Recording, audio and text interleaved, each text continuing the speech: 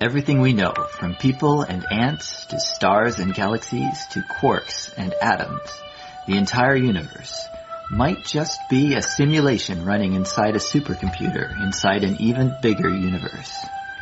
Ancient philosophers said that the universe is a dream that we're waiting to wake up from.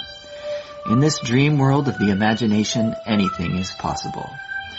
All cultural items, from the dreams of our rodent-like ancestors, to books, to television shows, are merely permutations of the reality we think we live in.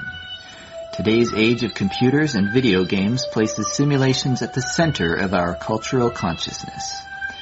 A select group of us perform simulations for fun and profit, and we call them games, role-playing and otherwise.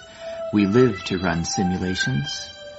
Join us on the Simulationist podcast as we explore our culture of simulations. Hello, once again, welcome back to the Simulationist podcast. This is this is iteration. I always call it. You're the one who started the iterations, man. Why'd you go back to episodes? 110. Iteration. The thing about iteration is it's not quite the right word. Like I know all this time I've been using the word iteration. I know it's not exactly. We take the term and we use it for our own, even if it's not correct. It's just a little way of speech then. Because to say like iteration, I would say it would require like maybe alternate hosts or like. A different format or something. It'd have to be different. Well, I think we could make at least a somewhat plausible argument that we are different hosts, because every week we come in with something new, something that we've seen that changes different us. Different people. And thus we are slightly different from the previous week, and that's why everyone should listen to us every week. We're bigger, we're better. Every week we come in with more stuff, more treasures of the wonderful world of fiction. Yeah, we're richer people for it. I like that. Well, it's coming from, but hey, I'll take it. I mean, I think we're doing a good job. But enough about how good a job we're doing. Let's get on with the job we're doing. Well, I want to mention the date just so that it's at the top of the show. I don't know why people do that either. It is, what is the date? It's the 12th of October of 2014. 2014, up to the 12th of October. So for those of you outside of Canada, happy lead up to Halloween. For those of you within the Dominion of Canada, this would be Thanksgiving weekend. Yay. It's a long weekend. Let's all enjoy it. Especially the Tuesday after it, because unlike the American Thanksgiving, Canadian Thanksgiving is not followed by a Black Monday sort of situation. So that way, if you're working retail, you don't have to dread going back to work. It's just another day. Okay. I always thought, like, it's weird that it's called Black Friday, Black what day? Black Monday, Black Friday. Black Monday. Whatever day it winds up being. They call it black, and then it sounds like, oh, it's a scary thing, but it's, it's supposed to be a happy thing. It's supposed to be, oh, yay, Christmas shopping is starting. That's joyous. Except if you have to work and deal with these sudden influx of customers who are getting really greedy for the holiday cheer savings. In which case, I do believe they're the ones who wound up naming it. And so, in this case, history is written by the people it affects, rather than winners or losers. Okay. I think some stores are like, they use in their advertising for some reason. I think they took it because that's what everyone was calling it. So, well, what do we call it? The sales on, the day after Thanksgiving. Everyone's calling it, like Black, Friday, Black Monday. Maybe we should just use that, Black Friday savings, woo! And it's like, well, we don't have any better name for it, for like a post-Thanksgiving fracas extravaganza. What else should I mention? Oh, also at the top of the show, we'd like to tell people who we are. Oh, yeah, that's right. We are people with names. Although, again, like, if we're different people every week, we could have a different name every week. But my name is Josh Trelevin, usually. In this case, I guess that would make me Ryan Kirkby, version 1.10. Well, version 110. Yeah, 1.1. Okay. I'm going to make it 1.10. The first 99 iterations, those were all me under the beta test format. Yeah, we've definitely got this down pat by now, hopefully. Yeah. We've hit a nice stable groove, I like to think. So getting down, well, I guess not quite getting down to the podcast, but we like to talk about what adventures we've had in the imagined but there's a realities. little bit of a fun news I would like to mention. It is, I guess, tangentially Halloween related. Okay. I've learned that they are working on a reboot of the Ghostbusters movie.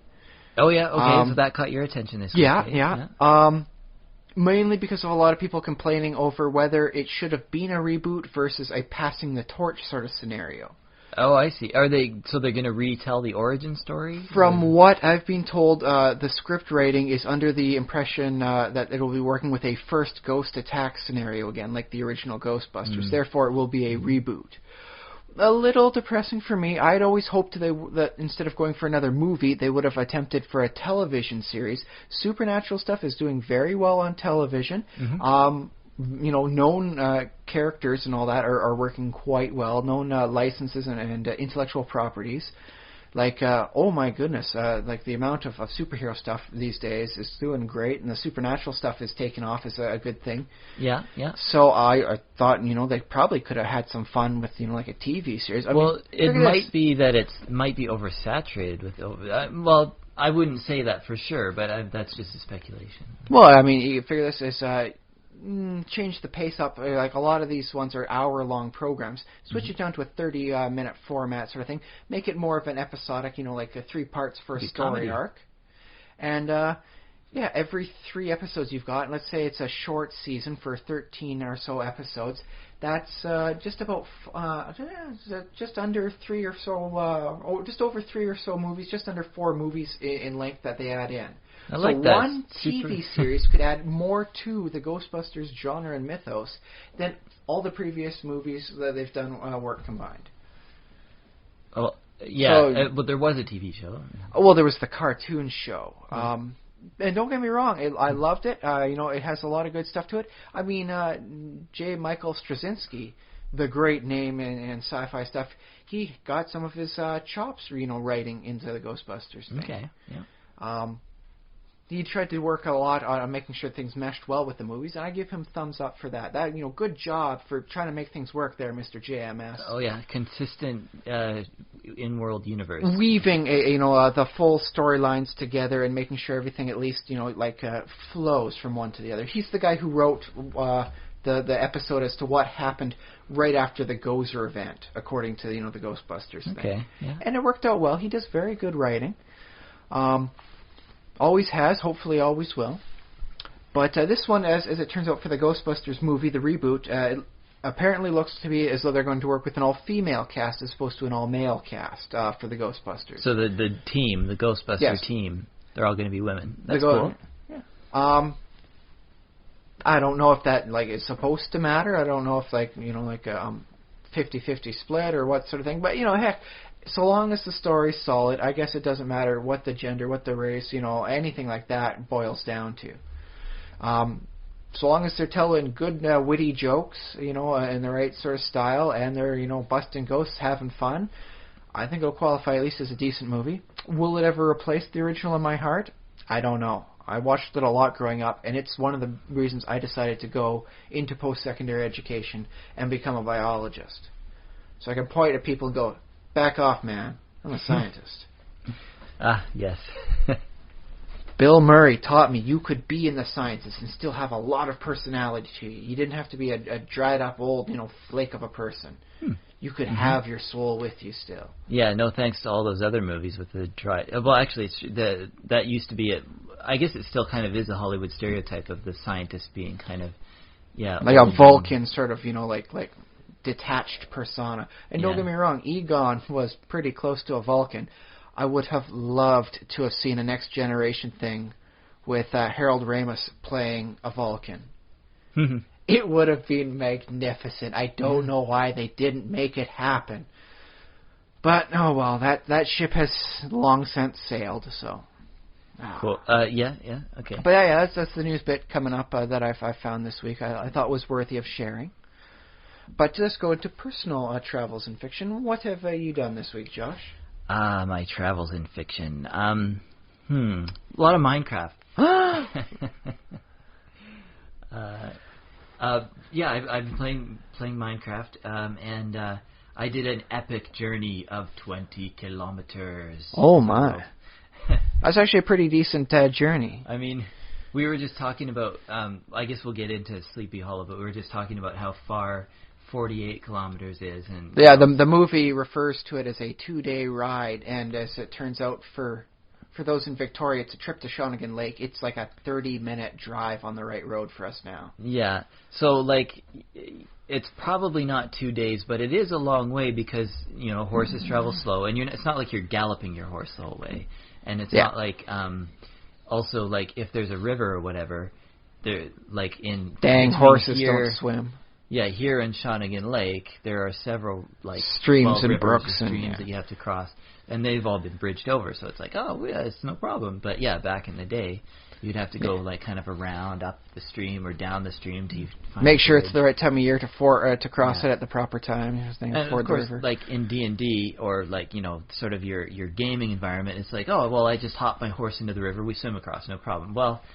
You know, Minecraft has that nice quirk of horses actually, don't swim. That's true. Minecraft has that. Okay, so my epic journey. Was there a particular destination? Did you use like the admits program to say this is a spot I want to be at? Right actually, here? No.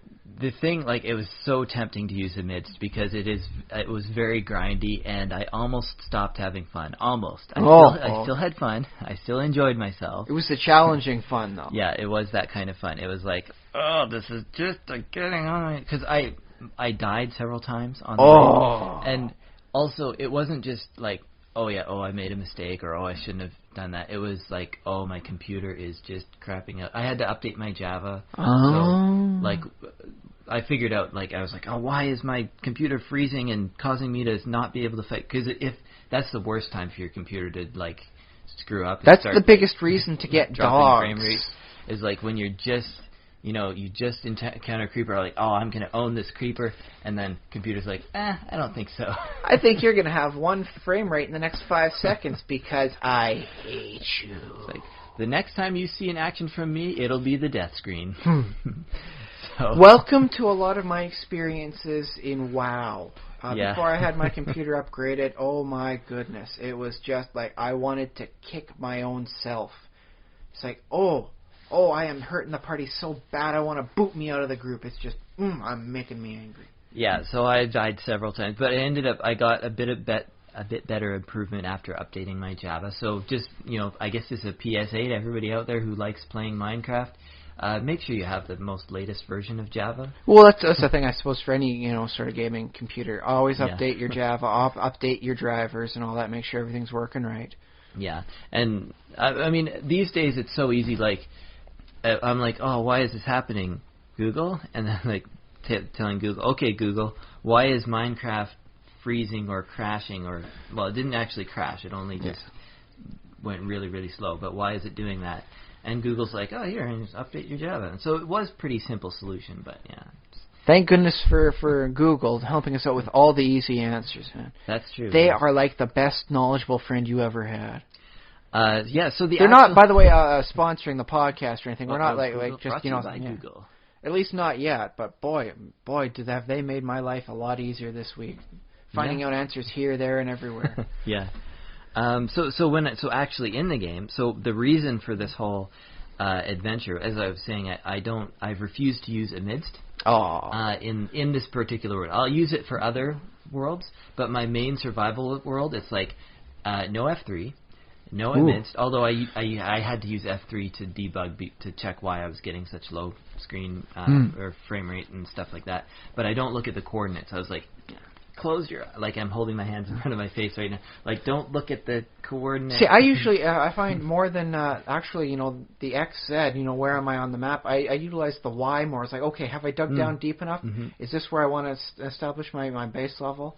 Yeah, and I don't use it for that either. No gameplay reasons for using F3 or amidst or world editor or all any other debugging in sort of situations. Yeah, although I have used all of those things for debugging because I mod my game and but it does help to have the diagnostic tools with you. Yeah. But yeah, so because I don't use that, I was like, I'm gonna find the new biomes. Very because nice. my world is like an old version of You'd Minecraft have to go pretty far to get to the new areas. So, yeah, they've added generated new biomes. Now, unfortunately, again, like telling the story, but unfortunately, my world, I'm very happy with it, actually, because I think it's going to turn out pretty good. But it is large biomes. Like I setting at the beginning. Yeah. I've had this world for probably 2 or 3 years now, maybe. Oh my, that must be very well developed. Because I started in like Minecraft 1.5. I believe is when I first generated the world. Would be 1.5. Because I remember going to New Chunks for 1.6 to get the horses. Ah, yes. And I had to go to a whole brand new continent for that. And so now the horse continent, this equestrian land. Well, I called it Horseland. Oh. My original continent is called Squaredia. Ah. Because it's square. And then the next continent I found I called Horseland. Then I discovered Goldland, which was another continent just sort of in the middle, but it was pretty far away. And I found the Mushroom Island near there. Ah, very nice. And then I haven't yet named although the new land isn't quite as easy because it's not so continenty anymore. They changed the way the oceans are, so now there's more land than water in the world. I kind of liked it when there was a bit more of an even split. It made the water feel like something a little different rather than just, that little spot in between lands. So I haven't really come up with a name, although I probably will come up with one.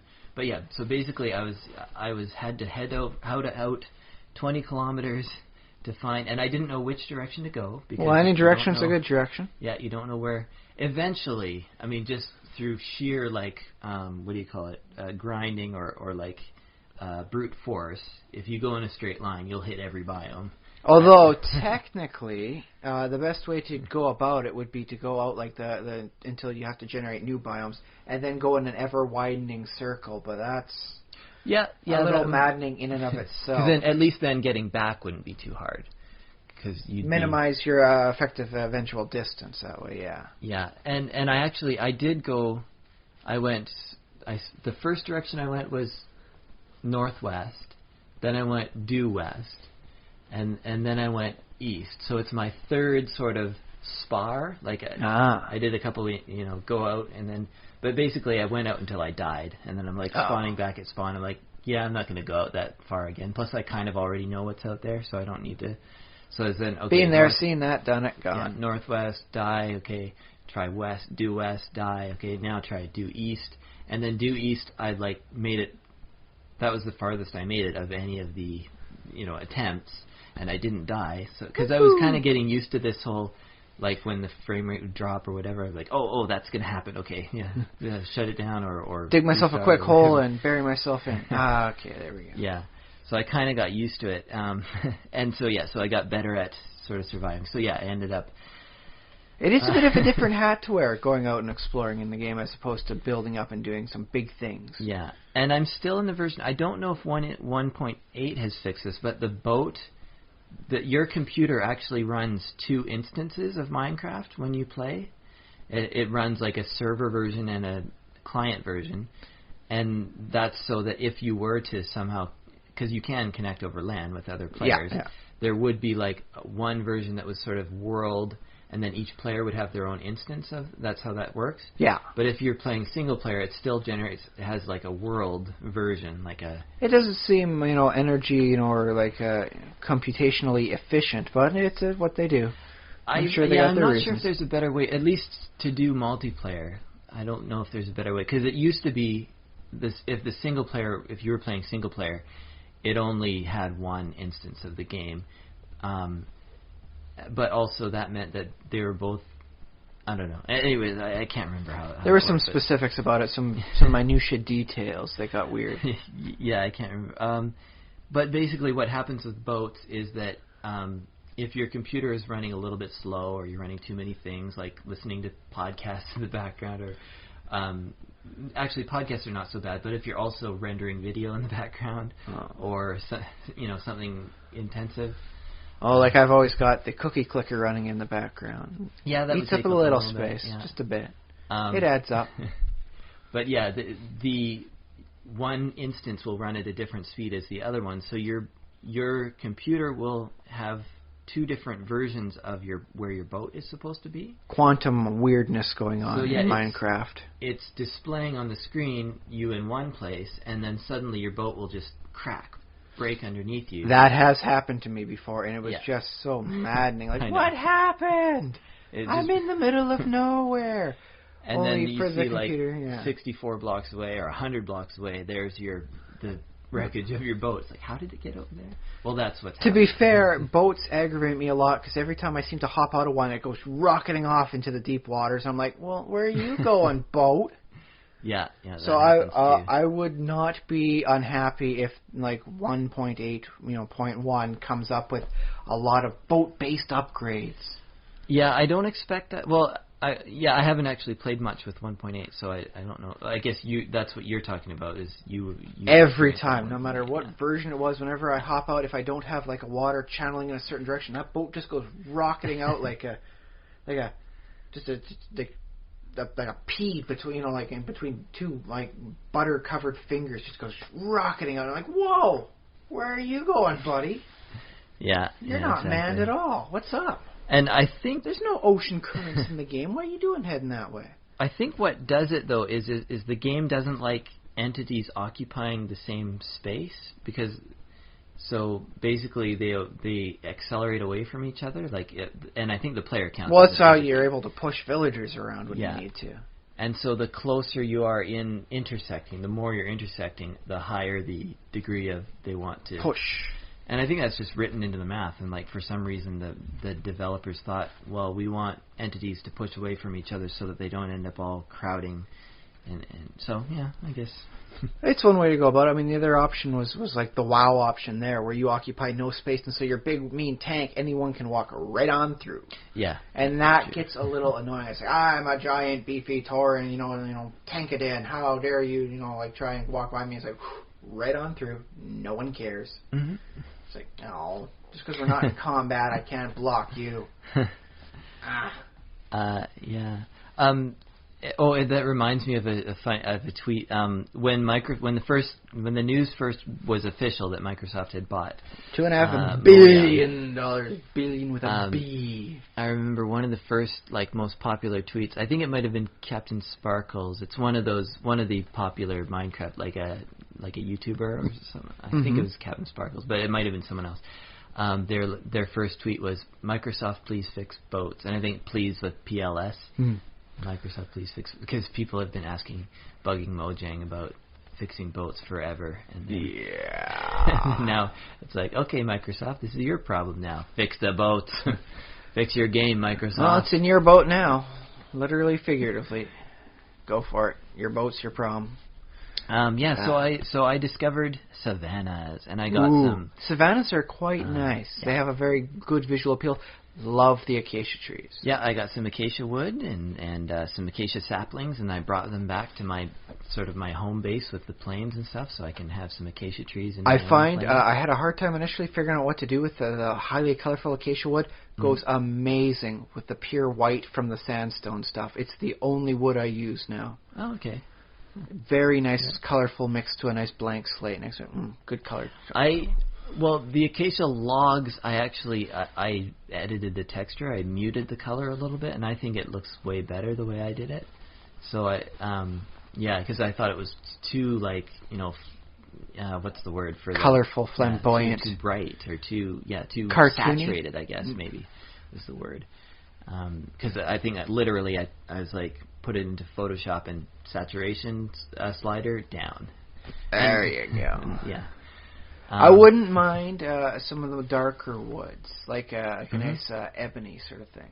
Oh yeah. Well, have you played There's around mods with dark wood and the dark oak is not dark enough? Or? I would like something that has almost I guess maybe like an obsidian black sheen sort of look to it. Something that says this could look really rich on the ground, in a tile pattern, or it could be incredibly sinister.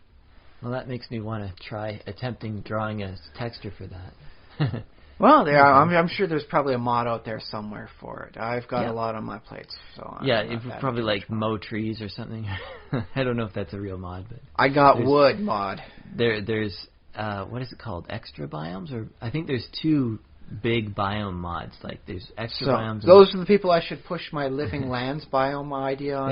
Yeah, I'd say they might go for it. Yeah. Just different enough. They're looking for something, say, okay, this is something Mojang ain't gonna copy off us. Yeah. So yes.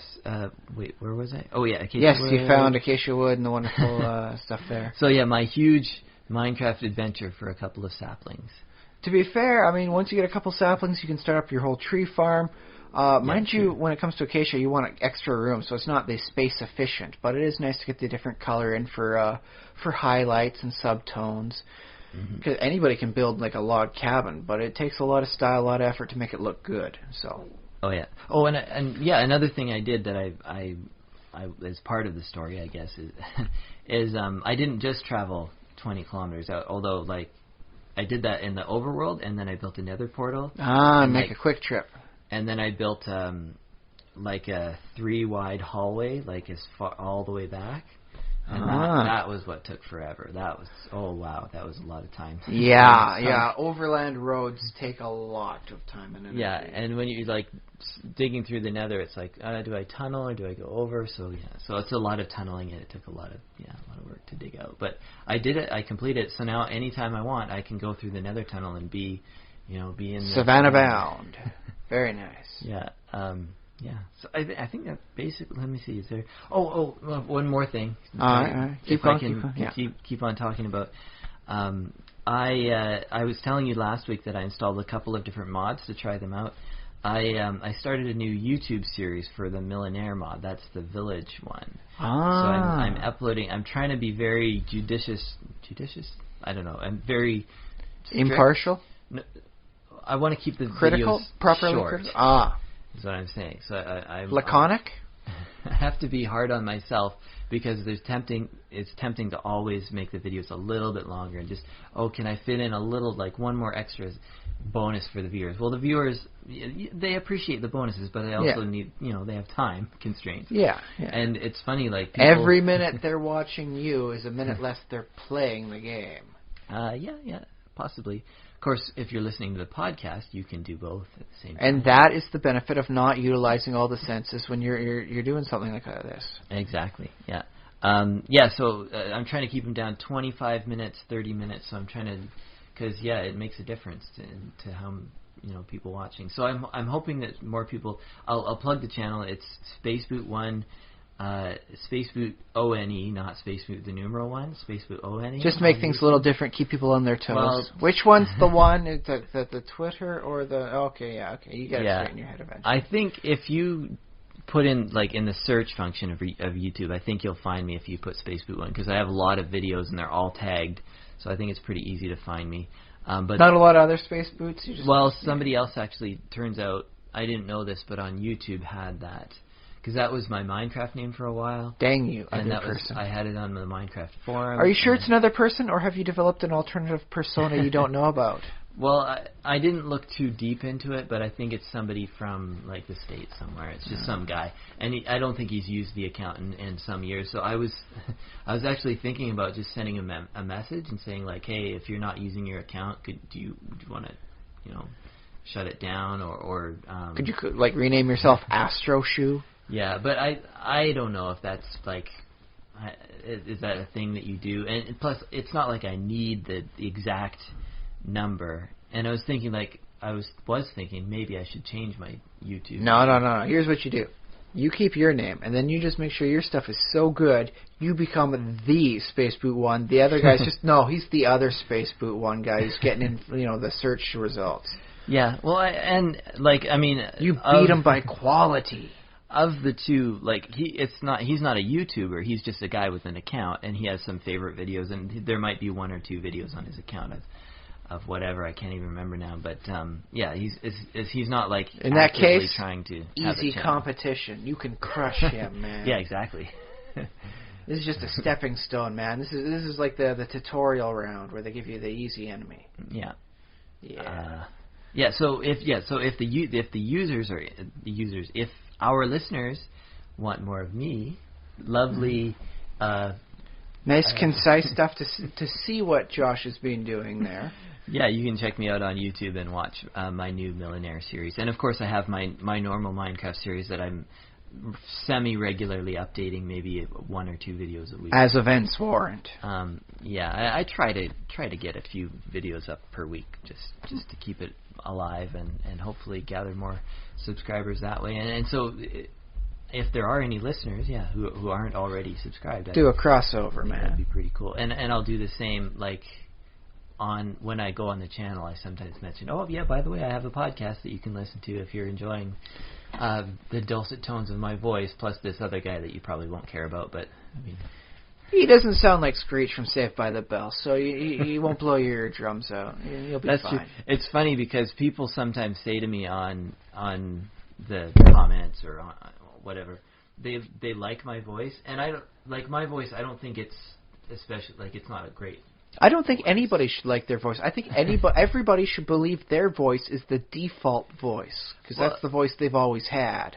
Yeah, that's true. But what the feeling I get from the people giving me that compliment is I think what they're trying to do is they're trying to insult other people on the internet that they don't like, because they're saying, oh, I hate those whiny voices. And like, I actually kind of feel bad for the people with the whiny or the screechy, because I'm like, well, they're cool too. Well, here's the thing: is what's the character Fran Drescher from the Nanny back in the day? She does not naturally have that nasally voice she always wound up using that she became famous with.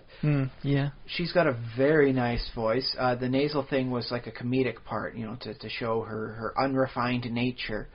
Yeah. And the thing about it is that a lot of people were complaining, like, oh, God, her voice is so nasally. What is up with that? How does she live with that? And it's something you can control. But if you get a lot of people saying your voice is pretty nasally, just take it as an excuse to try and develop a proper radio speaking voice. Understand what other people are doing on the radio, learn to imitate, and then make it your own. Yeah, and the other thing about those screechy, screamy voices is that they do attract a certain amount of attention. And didn't it get that Fred guy like 2 movies?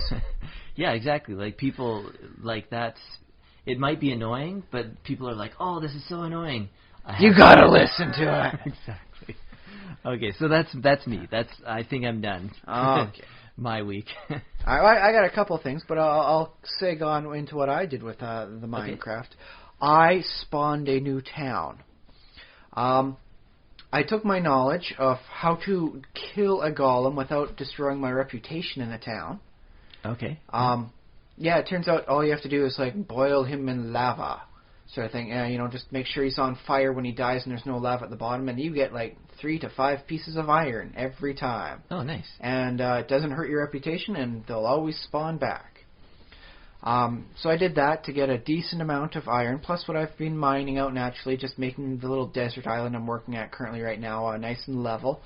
And I built enough train tracks to go to an island, just off the mini island off the side of my desert island, and I built an apartment complex. I found a nice, nice. I found a nice design. I quite fancied it. Nothing much really. It's just a small square with I think it's 3 doors on each side, with a nice little like railing up above for each one. I did 3 levels up on that. So yeah, that'd be 3 times 4 times 3 doors for just enough to start a small town there.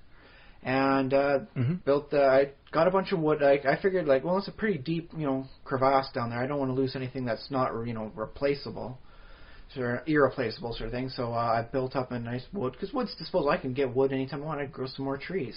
Yeah. And so I built the wood way over there and built up a proper side, so that way when I'm popping the railroad back when I'm done, I don't lose anything over the side.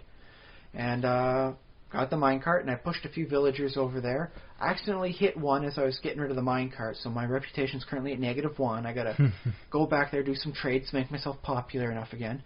But I made, for the first time ever, my own town. It has a proper, village ID number and all that, and it's its own unique entity. Oh, okay. Oh, I didn't know how that works. Like towns sort of... Well, if a villager is far enough away from his town, along the 32 squares, and he goes to an area that is town-worthy, doors that qualify as enough inside to outside that it qualifies as a building, they will automatically make it a town of their own.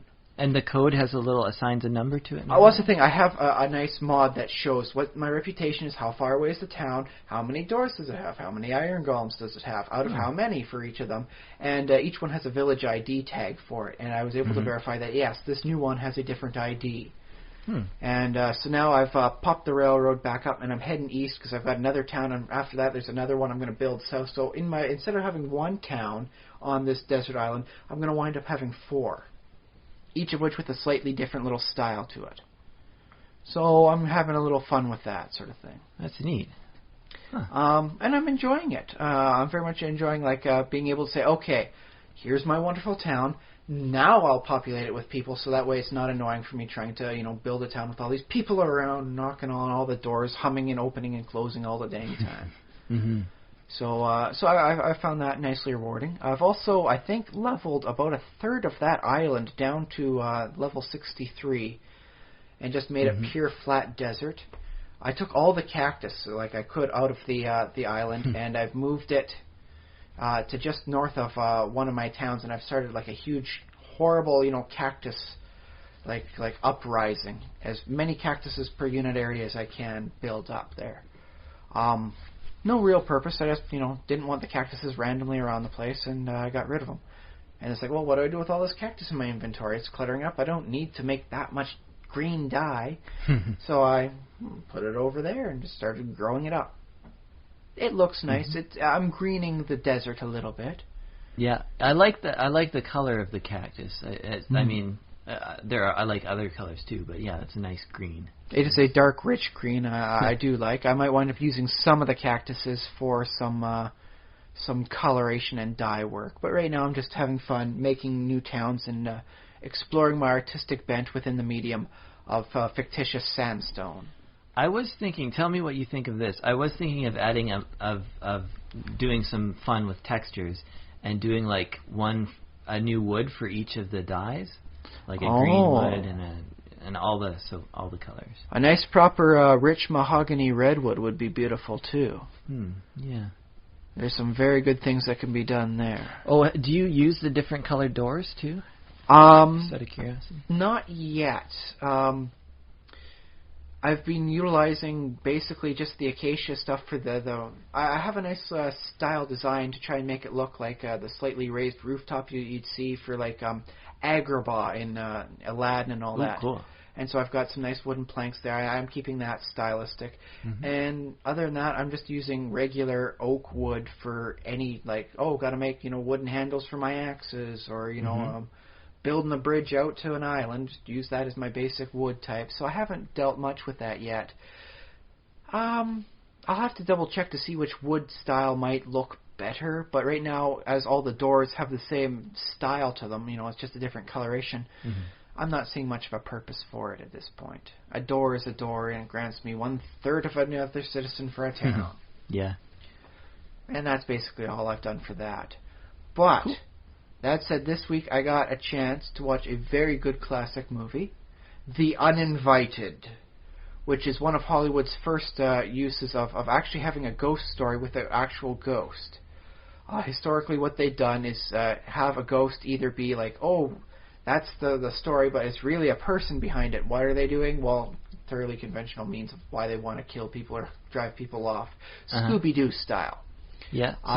So that was Hollywood in the 20s? Hollywood in the 40s. Okay. The only other reason they'd have ghosts is so the Three Stooges could, get scared and smack each other around. Yeah, sure. And this was actually one taking ghost as the danger, what's going on. It was filmed and released in 1944. It was about two British, a brother and sister going out into, from London, getting away from the horrible little London scene, and going off into the nice pastoral countryside. They come across a house that's a wonderful mansion of a house. No one's living there, and so they inquire about it, and it turns out it's being sold for cheap. They sell everything else they've got. They move out from there, and they own a nice mansion sort of thing. It turns out it's haunted. Da-da-da-da.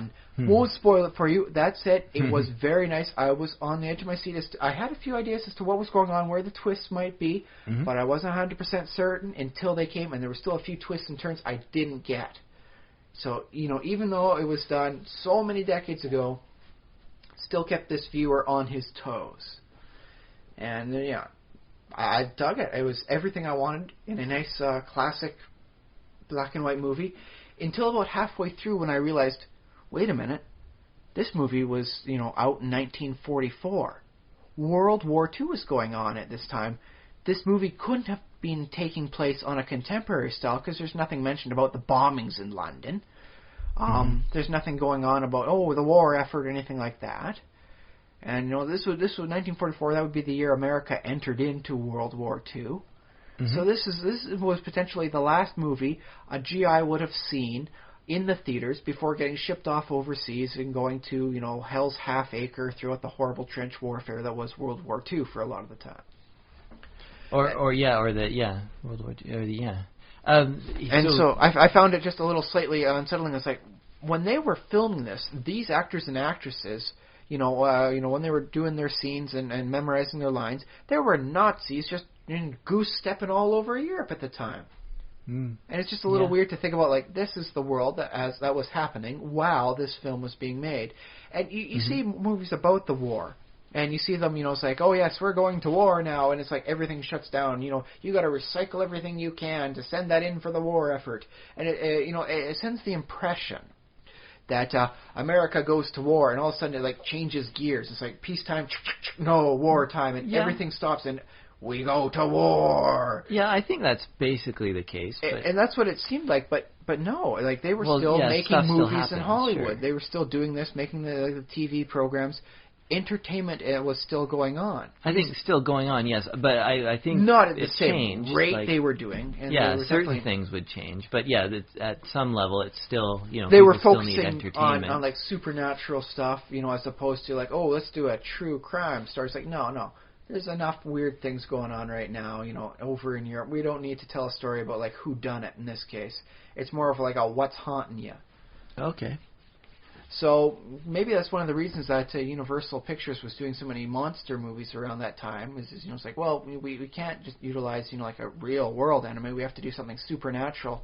That way, no one can accuse us of like fear mongering in this case. If you had like a German for a bad guy.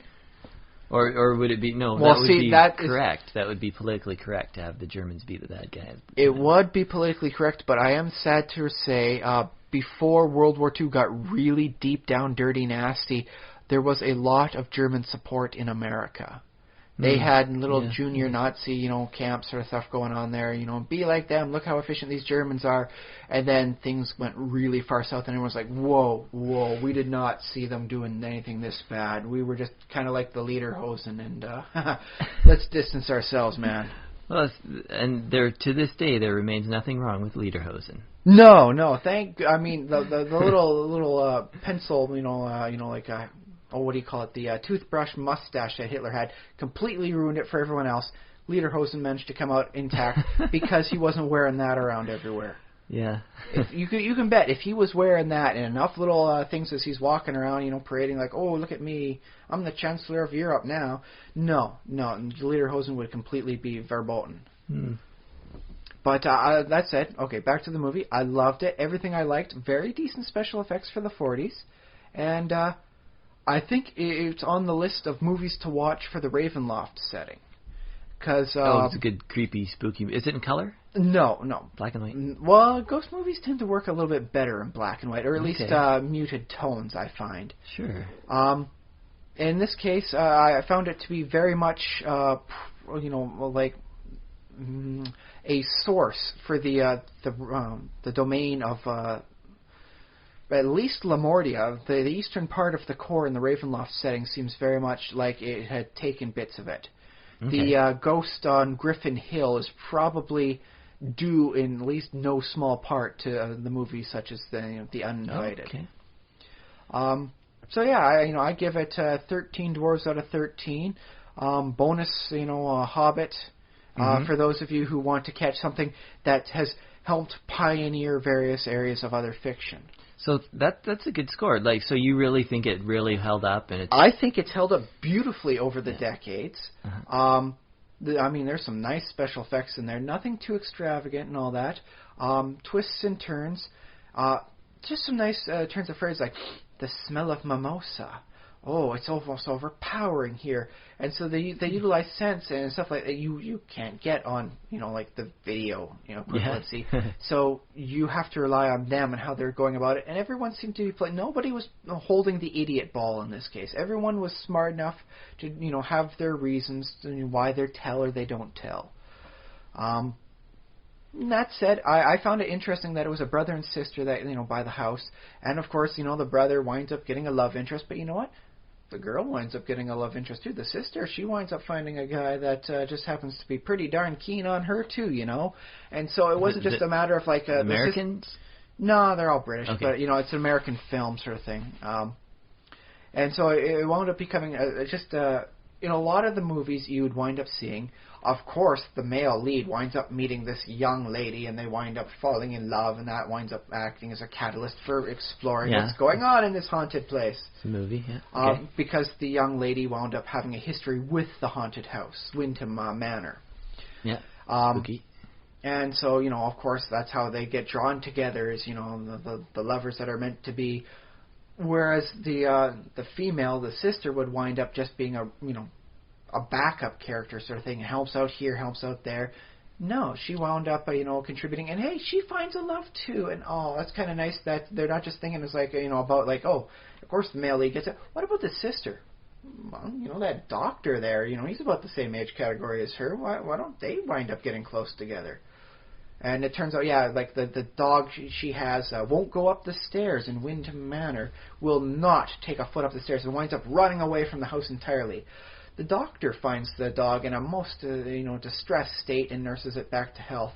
And so the two of them wind up bonding over, like, what the heck is going on in Wyndham Manor, as well as they both have a nice fond for this nice little terrier dog. And so the dog, winds up serving a nice extra role, not just saying, hey, there's something wrong with the upstairs area. That's why this dog won't go up there.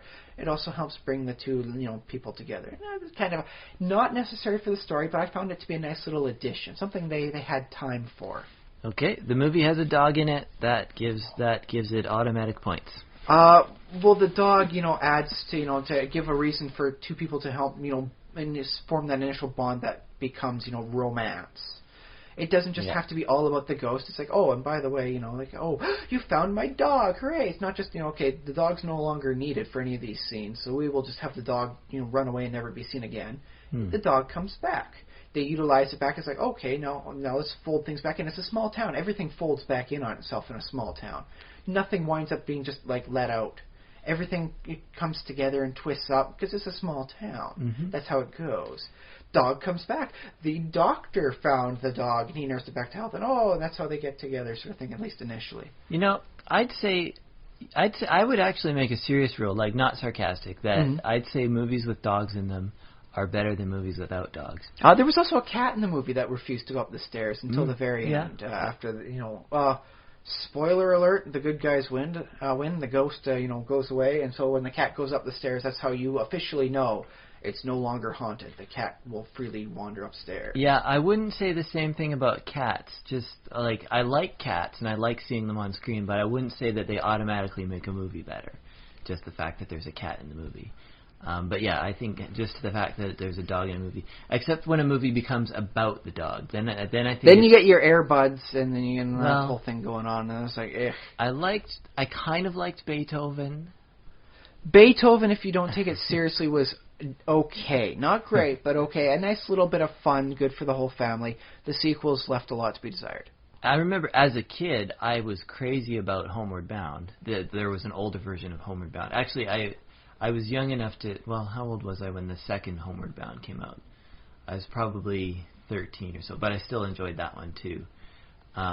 They didn't talk in the original older one. Yes, that's right. And then in the newer one, they had voice actors playing them, including Michael J. Fox.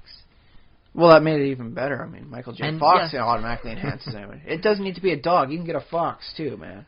But I think you have to be careful making the movie about the dog, because then it's like, maybe it doesn't work as well. But a movie with a dog in it, I think that's always good. I will say Old Yeller would have been nowhere near a classic if it had been about a cat. Cat. If it was a cat sort of thing, it's like, oh, you got to take Old Yeller out to the back of the shed sort of thing. It's like, yeah, get rid of that damn cat. No, I would be so sad. That would still be sad for me. it wouldn't have the deep tragedy, you know, a Not boy as and his deep. dog versus a boy and the cat. You know, Boy and the cat. Well, that's the thing, because it's I a like boy it, and yeah. his dog versus a boy and the cat. Yeah. Yeah. No, I get it. That's yeah. kind of how things go in most cases. I love cats, but there's a different. When it comes to relationship movies, dogs, well, I suppose dogs are a little easier to work with, too, so maybe you see them in more heartwarming roles. The cat is just, okay, put the cat down here, everyone run away, and then find a way to get the cat up the stairs, and okay, scene has been shot, done. Get And the cat off the stage. Sometimes in movies, the cat can be a villain, like especially in kids' movies, like if it's about mice or something. It's like An American Tale. That's right. The cat's the bad guy. You rarely see dogs as villains. Well, that's the thing. The one that automatically comes to mind is All Dogs Go to Heaven, in which case it's, I think equally balanced by good dogs. There's some bad dogs in there. What's that Stephen King one? With Cujo? the dog? Yeah. And, okay, I'll match your Cujo with Pet Sematary and the horrible evil dead cat. So Stephen King will write bad animals all over the place. It doesn't necessarily need to be, just a cat or a dog. Yeah, and I suppose Cujo's kind of lovable. Cujo is lovable in his own way. He's dedicated. You gotta respect that. Whereas that Pet Sematary cat is... Take that around back. No one's losing a tear over losing that cat going down again. I'm trying to think of another, famous dog villain. Is there an evil dog? Not that wouldn't be wind up being matched by a equal good dog within the film. Cerberus is a good dog in Hercules, the cartoon. Cerberus was always a good dog in that he was a good guard dog. Yeah. The gates of hell need some very good guarding. That's true. So, and for a guard dog, you need something that's intimidating. It might sound scary, but that dog is doing his legitimate... I think it is a he. Cerberus was supposed to be a he? I don't know. He/she/it/they. Maybe one head is a boy, one head's a girl, and one head's a... But that's the thing. It doesn't matter what the head is up top. All that matters is what's going on under the second pair of legs there. They never mentioned that. Well, I mean, not in the myths. We'll call it they. Them. Sir, they're doing a good job in what they're doing. Good dog. Good dog. Who's a good dog? Think I got a trio of milk bones for you. But yeah, I derailed us. My dogs. Oh, I think it's a good thing to talk about. I mean, I might have to go over to TV tropes and start looking up, good and evil pet tropes now once we're done. But yeah, all around, great movie. Wonderful scenery. Oh, my goodness. Mm-hmm. And an opening narration I almost want to, write out somewhere. So the scenery, it's pastoral England. It's fields. The fields for a part, but the Wyndham Manor takes place next to the cliffs where you've got that pounding surf and the waves just always coming up and that's how it starts off, is showing the waves as they're washing over top of the jagged rocks of the England coastline. Oh, yeah. And they're talking about how the lands here collect myths as much as they collect stories. Oh, and cool.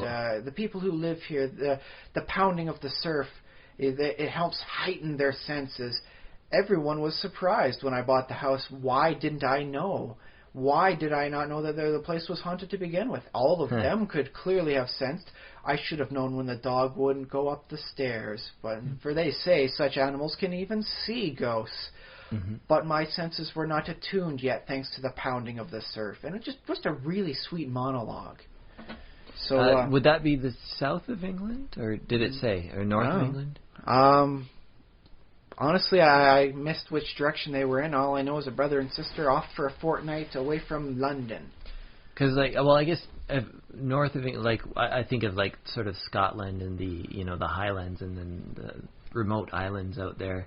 And then the south of England, I think of Cornwall, Devon, the sort of countryside, sort of, but still a little bit wild. I don't know. This was they didn't show any real wild stuff. I mean, heck, there was a lot of like farmland, as in like sheep grazing areas, so it was all very well trimmed down, sort of thing. Okay, lots of sheep. So I'd put it in the I'd put it in the southern third of England, then most likely. I could double check, but that's where I'm just going to go out on a limb and say. All right.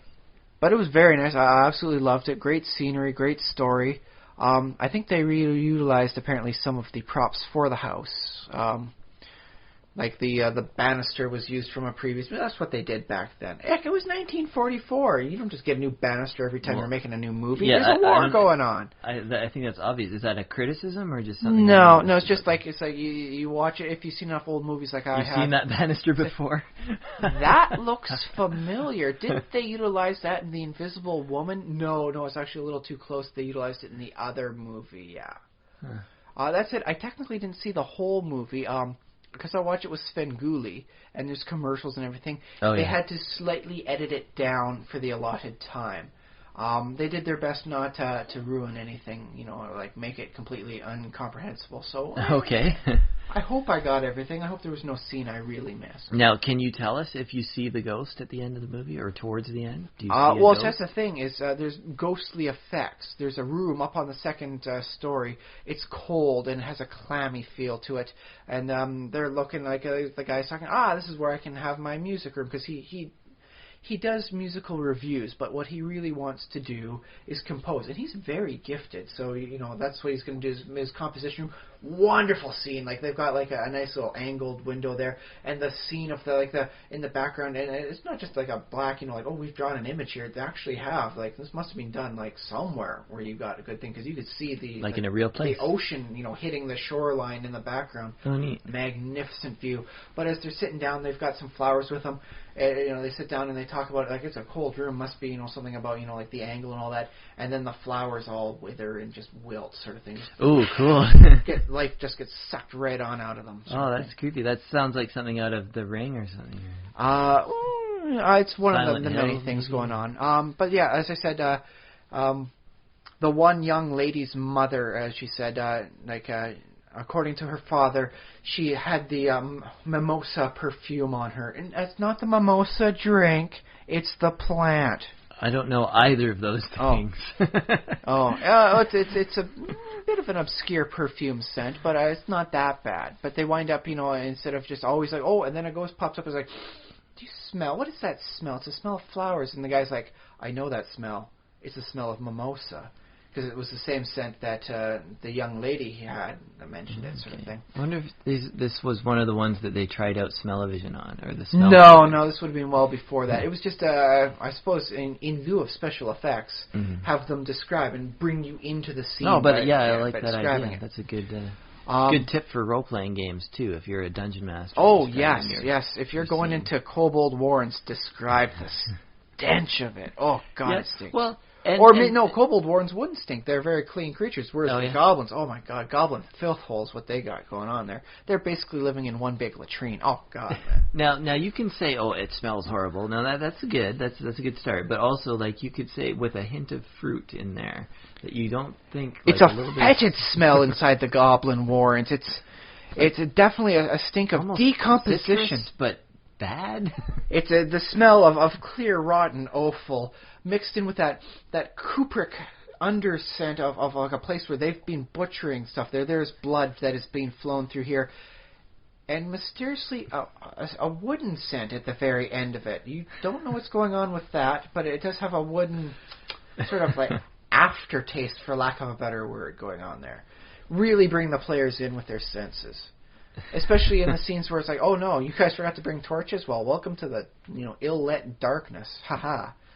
That too, yeah. I guess you'll want to emphasize smells if you can't. The sounds, the echoing, the drip, and then in the distance that echoes time and again as it goes down from innumerable depths. You can hear the termites chewing through the rotting timbers. You hear the sounds of cackling in the distance. You hope it's merely the goblin children and not the tortures of, the missing townsfolk that you have come to, discover.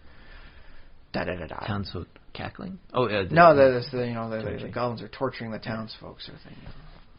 Yeah. But just make sure you describe good and bring the people in, and that's what I think the smell of mimosa helped do. Is like whenever they mention it, it's like, oh, something like the ghost is in here. You can't see it, but there are effects of it. They did some very nice work with candles dimming when things got bad. Oh, and they'd have the candles dim down and then go back up. In the end, though, yes, you do see a spectral ghost. So there's a lot of other little things going on, like pages flipping in a book here and there, doors bursting open. And this wasn't, like some places will have like, oh, the doors open up, and then it'll be like, oh yeah, doors just kind of creak open because someone's using a lever. No, these doors just basically boom slam open. It's like, whoa. Ooh, yeah, scary. It's like this is like ghost. That means business, man. This ghost rocks it out. Sobbing in the middle of the night. The guy comes back from London, after this 3 weeks. He sent all their furniture over there. He's getting stuff set up so that he can do some work at the manor while still sending his work into London, so that way he gets paid. That's how they're going to eat for a little while. He's got some stuff worked up, but he goes to sleep and he hears sobbing in the middle of the night. Lights a candle, goes out. Is it their old nursemaid / housekeeper now sort of thing. Is it his sister? And he's like he's up at this there, and he hears the crying, boo-hoo, really, really just drenching sobs. Like he pulls at my heartstrings a little bit, and I got some pretty hard heartstrings to pull. All right. And so he's looking down from there, and his sister comes out, and she goes, "Oh, you can hear it too." And he's like, "Well, we should go down there and find out who it is." And she's like, "There's nothing down there. I've searched the entire house. It comes from everywhere and nowhere. Ooh. It ends just before the dawn. I didn't want to mention I thought I was going mad. I'm so glad you can hear it too." And just I like that, the whole, oh good, you can hear it too. It's not just me. She thought she was going insane, sort of thing. And it's, she didn't want to mention it because, back then, you go insane, you get locked away forever. This is the sort of thing where they lock you away, and if you're lucky, they utilize your hair to make wigs. That's all you're ever good for. A very primitive view of mental stability back then. So, yeah, you do not mention, I've been hearing sobbing every night just before, dawn comes up. How has your time in London been? No. I like the thought. Now you're describing these hauntings. Like, imagine how good a movie would be if it was a person slamming doors. That would be pretty dramatic. A person tossing the pages back and forth in the book, these pages need to be turned, and all these candles, I need to sort of, I don't know what the person's doing with the candles. But well, I think it's the cold of the whole thing. Okay. Is when the whole room gets cold, and it's like, oh, the ghost is here. How can you tell? Because the light dims, and the thing grows cold. Which, by the way, becomes an important plot point. You really got to pay attention to everything they're mentioning. The smell of mimosas, the cold, the clamminess, the candles going down, and who people were and what they were like. It all plays in. You really got to pay attention, and I really appreciate that. Okay. You could have just done something simple and said, oh yeah, there's a ghost here, and had person in a sheet sort of superimposed image. No. They did the whole 9 yards in this sort of thing, and it paid off. I appreciate that fully. That's had a couple decent big-name actors and actresses in there, too. For their day, I didn't recognize any of them myself.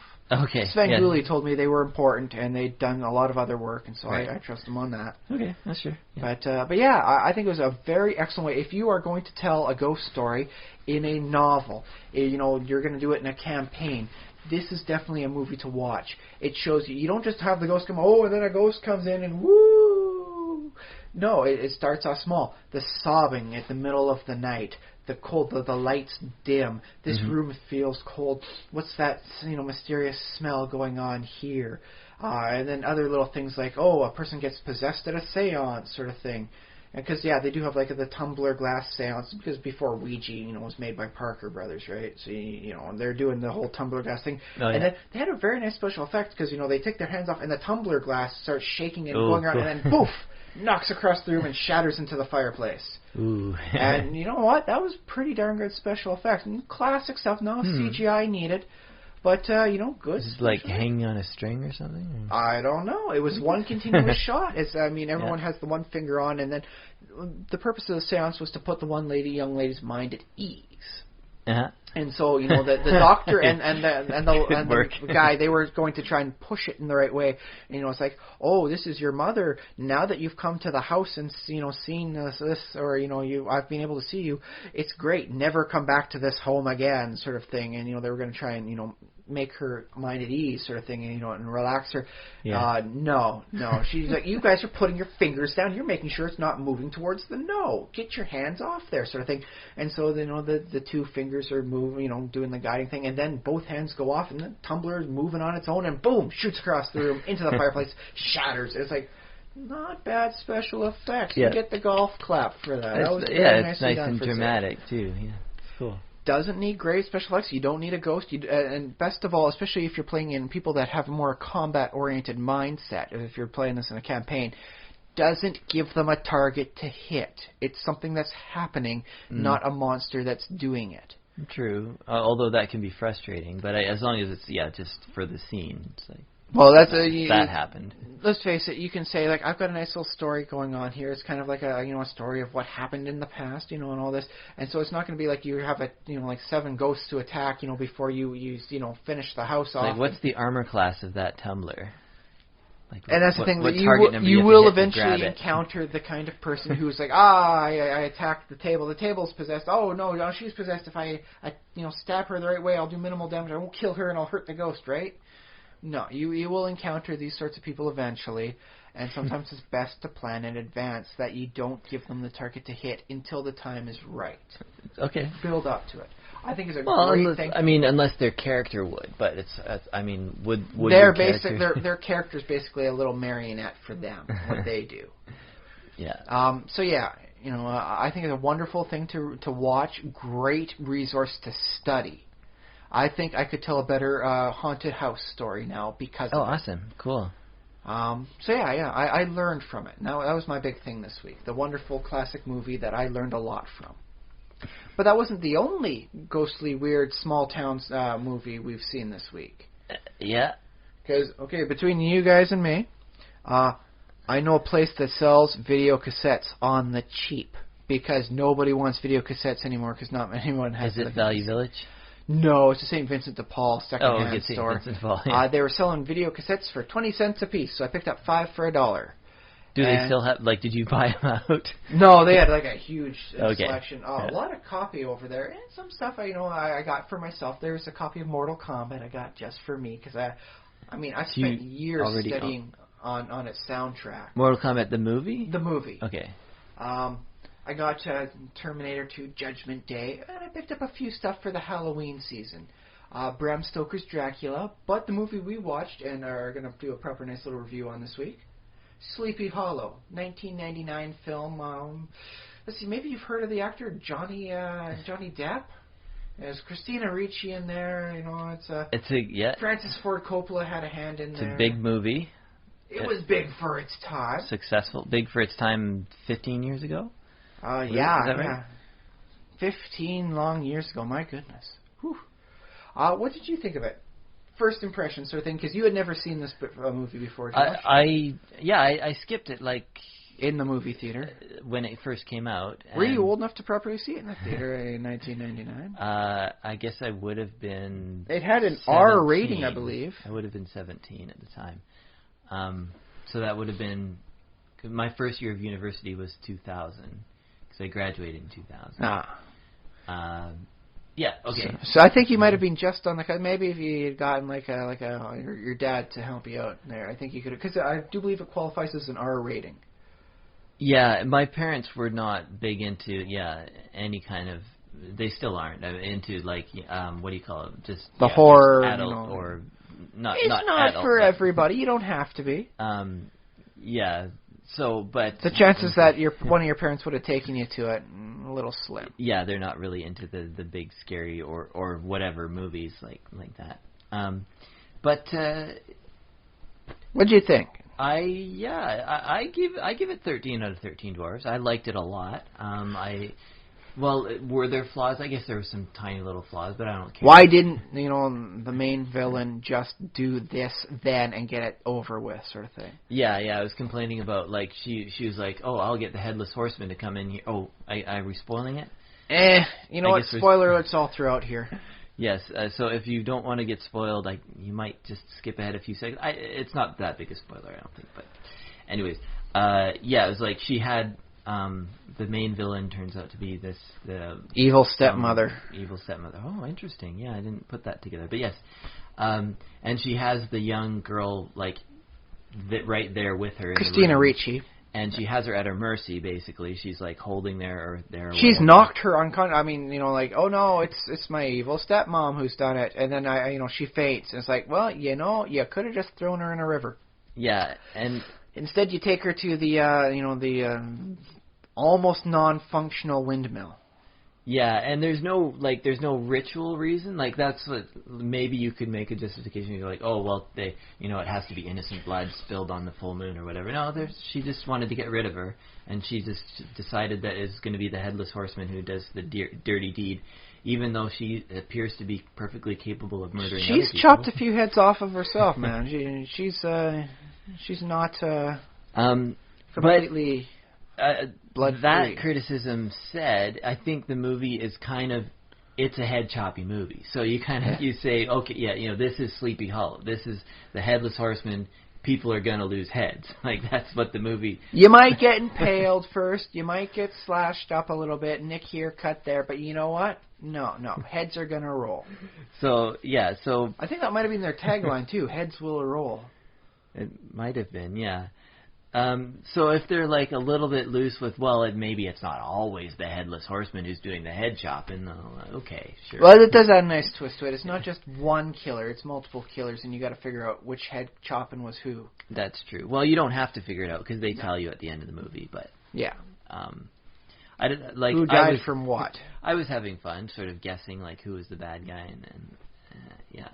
And that's... I'm not the betting guy, but at one point I said I would have put money down. It's Person X. No, it was not Person X. Yeah, true. And I mean, that's on me for being dumb and not guessing it right. But also, who cares? Wait, what was I going to say? Oh, and it was fun because it was one of those sort of, it's a mystery movie. Like, it is who done it? Thing that you can use logic and figure out. But like, I like when a movie... the logic sort of fits around the... let me see, how do I want to put it? I think I put it that the motivations are human and natural, like the reason that she's decided that people have to lose their head. It's material reason. It's like, oh, she wants control. She wants to inherit the town or whatever. Not because I'm kind of hungry, and it's the kind of hunger only a soul will fill. Time to eat souls. No, it's not that sort of film. Yeah, so the supernatural aspect of it is simply, it's a tool. It's not a motivation. The supernatural doesn't have a like, oh, hell has come back and hell is mad. It's not that. It's just, no, he's just being used as a tool by somebody, some natural person. I do like that the Headless Horseman, despite being the villain, was not the villain. He was as much an instrument as was his sword. Yeah. And that's, I guess we could talk about a little bit about the originals. Like, this is based on a story from way back that's like a traditional... 1820 short story by Washington Irving.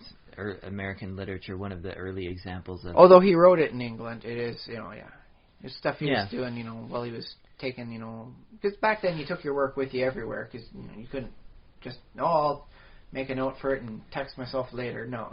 Yeah, and this movie was definitely a different story than the Sleepy Hollow. Well, it definitely takes place like 9 years later. It's not 1790. It's 1799, the start of a new century about to happen. Yeah, and like the main character has a completely different profession.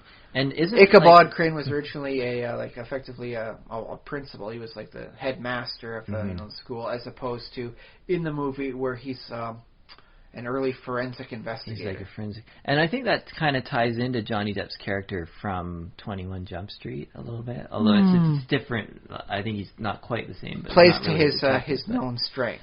Yeah, it's sort of based on that Johnny Depp archetype, at least that was developing at the time. I mean, he's done a lot of different things. He's varied himself up now that, anywhere that doesn't seem like he's fully cognizant but still able to pull off amazing things. That's Johnny Depp now.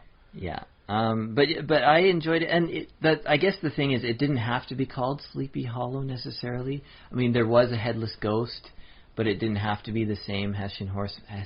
Is it Hessian or Hessian? Hessian, double S. Okay, I know it's I spelled with double S, but I think some people might shorten it to just or blur it or slur it, I guess. That's the thing is I have a habit of slurring my Germanic speech. Your Germanics.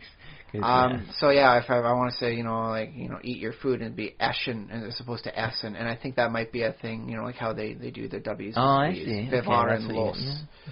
So it might be a thing I've just picked up, if not proper intentional. It's a dialect that they have there. So yeah, the Hessian is probably something you've heard. And a Hessian, like Hesse is a place in Germany. Yeah, and it's one like of the places. Province or one of those, Germany used to be like 1,000 kingdoms or something like that. Yeah, which is a little weird. They had such a hard time unifying for the longest time, and then it's like, oh hey, we got all our stuff together, let's take over the rest of Europe.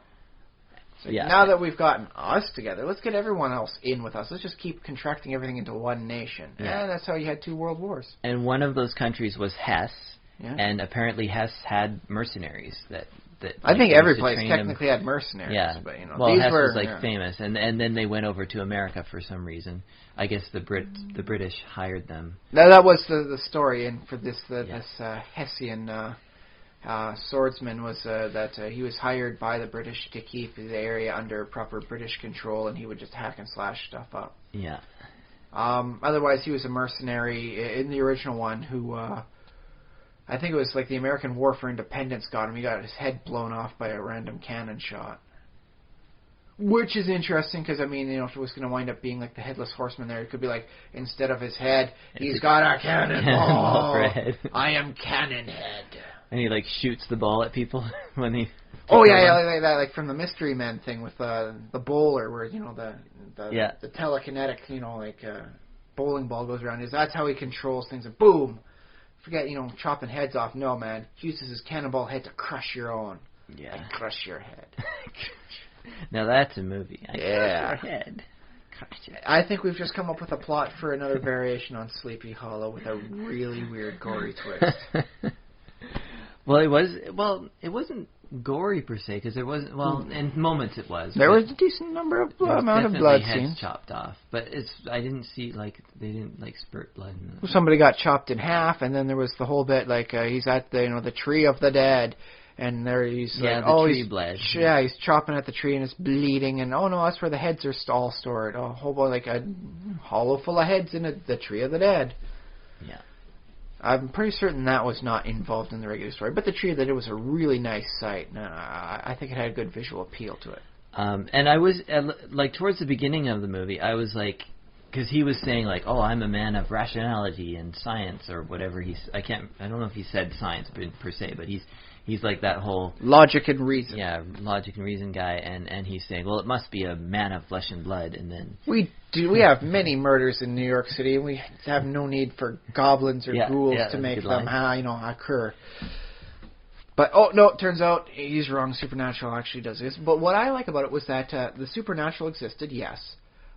But the logic and reason wasn't diminished. He was still able to logically deduce what was going on behind the scenes to, make everything happen. So the logic and the reason existed side by side with the supernatural. They both were equally valid. Mm-hmm. Yeah. And that, I think, is something quite nice. Well, yeah, I always think about the sort of, how to deal with magic, and that it's once you sort of accept that, okay, the world has magic. Okay, well, now that the world has magic, how can we apply logic and reason to that? And sometimes magic does follow reason and rules. It's bit of a faulty logic line in some cases, but the symbolism is there. The degrees of connection. And if you can figure out how magic works, I like a story where if you can figure out how the magic works, you can sort of either use it or counter it or whatever, or we have to put the head of the horseman back on the horseman, get him back his head so that he'll go away. So there's a solution, right? So there's something that so it's the standard appease the spirit sort of thing. Yeah, and I like that because you apply. It doesn't always work though. Vampires traditionally were blood-sucking ghouls. Why do they come back? Well, I don't know. There's a lot of reasons that you can come back and want to drink the blood of your loved ones. Yeah. How do you stop them? Well, you have them drink all the blood of the loved ones, or you dig them up and you burn them, you stake them, you do all the standard, body destruction stuff. Remove the head, and which would have been another interesting thing. At one point, they come across the body of the skeletal body of the headless horseman. Yeah, no head. I guess that's why he won't go out and hunting for heads. He wants his own back. Mm-hmm. Would it have helped if they had like, okay, let's get some kindling, put it in here, and just try and burn the the bones to ash. No, it doesn't work. He just comes out as a flaming headless horseman now. Congratulations, you've made him worse. Well, at one point there's an explosion for in an old mill. But that's a legitimate thing. The powder of in a grist mill is fine enough to cause explosions. Okay. And I believe in the news within the last week, definitely within the last couple of years, if you look back, you can find a lot of these mills do have explosions. Yeah, we've had some recent unfortunate problems in BC. A couple of years ago, some guys actually died. Two people got sent to the hospital.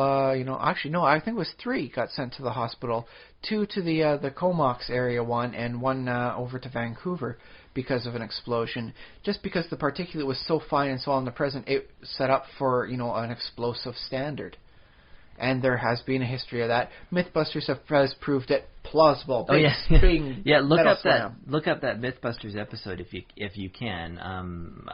You could probably get it on iTunes. But what is it? Sawdust explosion? Or? Yes. I think they also work it with stuff such as cornmeal. I think cornmeal and potentially flour. It's all very plausible.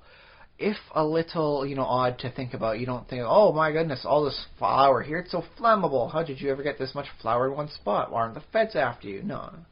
It's not as bad as like manure sort of thing, but no, you can still cause an explosion when you get it right. So don't try it at home, by the way. No. Find a near abandoned windmill and I guess try it there. Be in a movie and then you can do it.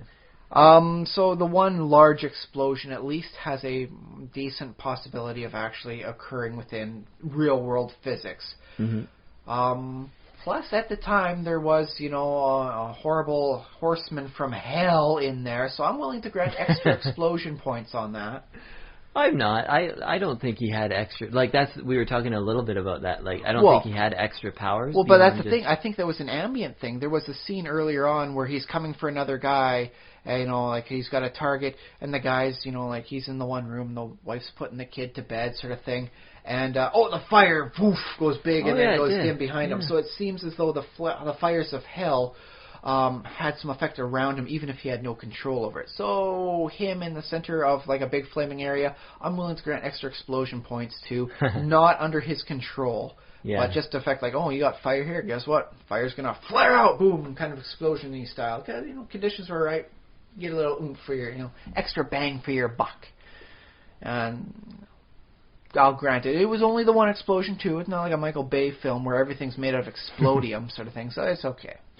Yeah, well, they had some fun chases on the back of a stagecoach, and that's always, especially Sleepy Hollow. If you may not have seen this particular movie, although most people probably have at this point, but also it's based on the Disney did a version, and it's he's riding like crazy with the horse. So there's definitely some good action in there with horses and buggies and stuff like that. Not quite up to the level of Indiana Jones sort of thing where he's fighting Nazis or, I suppose in the last one he was fighting the Russians. Mm-hmm. But there was, there was some good action scenes going on there, the chase scenes going on.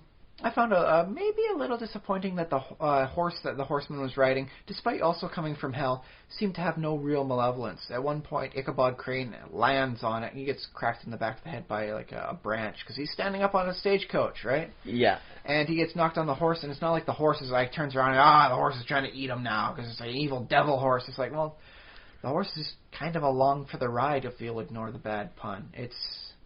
Yeah, it comes out with him, and apparently the beloved horse of the Hessian is in hell as well. But it's an animal; it doesn't really have a soul, so it can't really be tortured. So I guess it's not as horribly demonic as anything else coming from hell.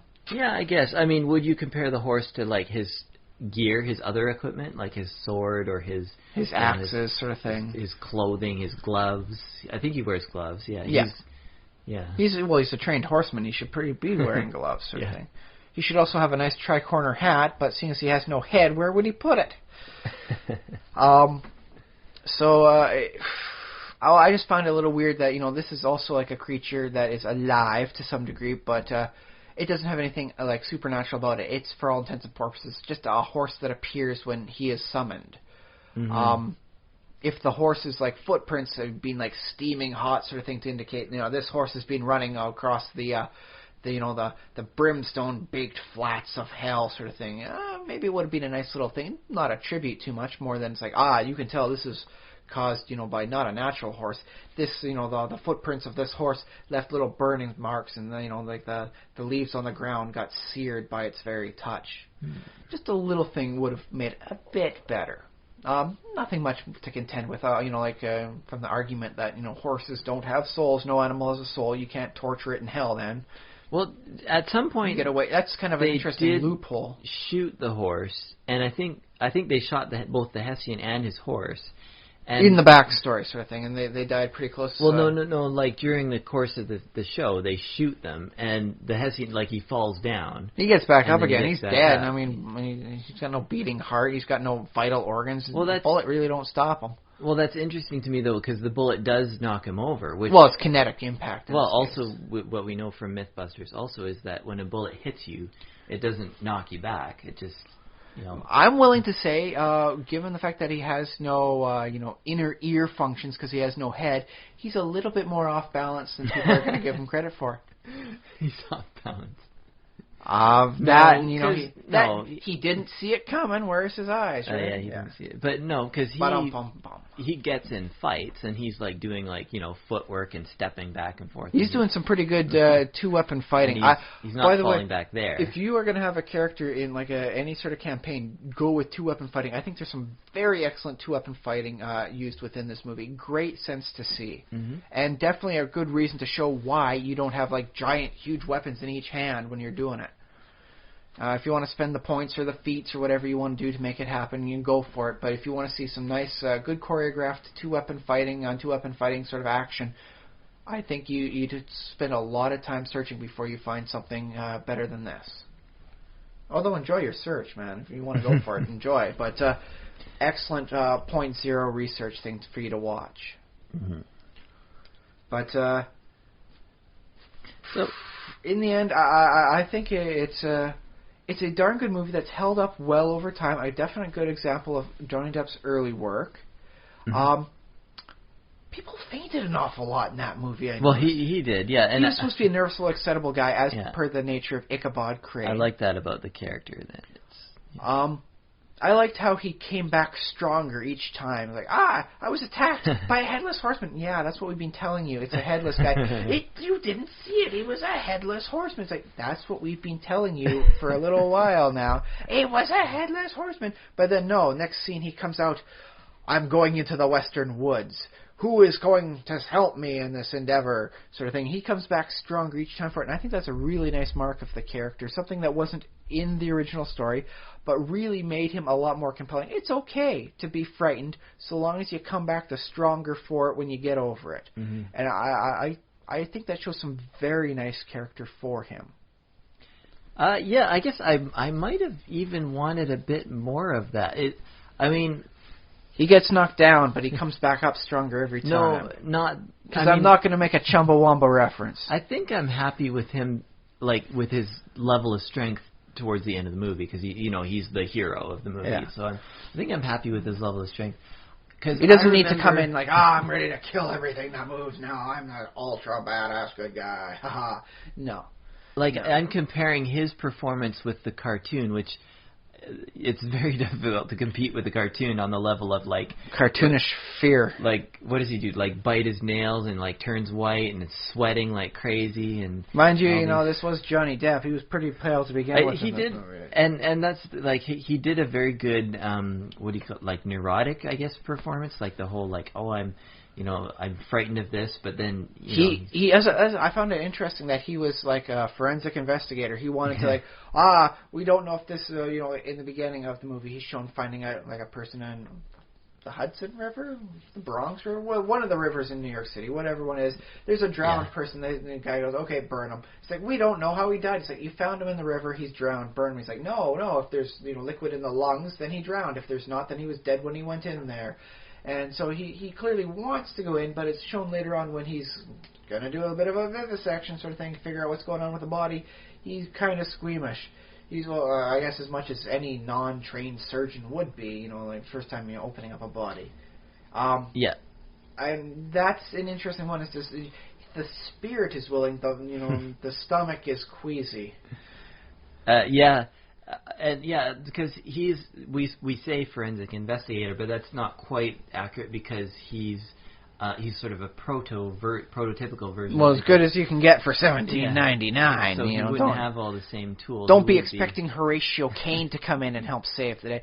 Although I wouldn't object about that now if someone was to do a nice little fan edit or that sort of thing. And this is even this is well, obviously the original story didn't have any of the skeptical scientific stuff in it, but it reminds me of Sherlock Holmes a little bit with the yes, very much so. He tried to be of that sort of thing. Sherlock Holmes would have opened things up, cut things up nice, and logically it's this, and not let fear get in the way because he's Sherlock Holmes, the logic man. Especially once he's had his drugs in the system. Woo! In this case, though, I really did like that he was overcoming it. He gets really weak, queasy around. He's looking at the headless body. He's like, oh, eesh. He looks almost like he's ready to vomit. He has to go for this. Then later on, he's hacking at a bleeding tree bit. He's overcoming the fear of the grotesque and the gruesomeness because he wants to find the truth. And I'm not big on fraidy cat characters. I've seen scared and stupid in enough characters. It's getting a little old hat. The Homer Simpsons, of the world, I'm kind of getting a little bored with, sort of thing. So to find a person who, he wants to go find this stuff. He wants to use his logic and reason to, save the day and solve the mystery. But that's like a decapitated body, and it's kind of ew, sort of thing. But he overcomes it to get to those answers. Makes for a much more appealing character. I would love to see more of that. Even if he never gets beyond the thing. So you have like a TV series. Well, by the way, there is a Sleepy Hollow series. I haven't seen it, so we can't compare the two. Sorry, I didn't take this up a year in advance to compare. Right. But if it had been like every time the character is presented with a body sort of scene, he's always squeamish about it. But no, he overcomes his disgust and his flipping stomach to find out what's going on because he really wants to know.